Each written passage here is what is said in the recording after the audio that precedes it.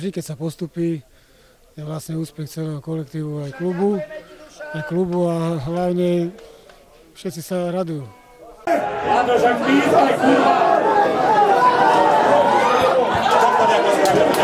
Určite budú hrať aj tí hráči, čo málo hrali, samozrejme chcem vidieť, čo je v nich a hlavne uvidíme, aké mužstvo poskladáme do novej sezóny, lebo tu sú väčšinou hráči na hosťovanie.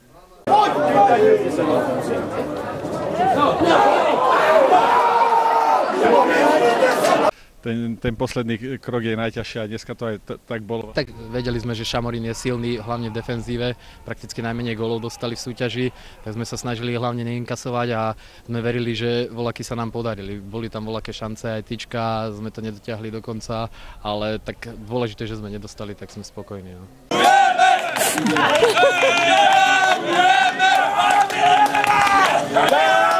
Začiatok nebol taký jednoznačný, lebo však sa podskladal káder v lete úplne nový a si myslím, že celkom sme to dobre zvládli a aj keď boli tie malé krízy, sme to prekonali a uvidíme teraz v lete. Dôležité, aby sa udržal za káder a ešte sa posilnil a môžeme nad niečím rozmýšľať do novej sezóny.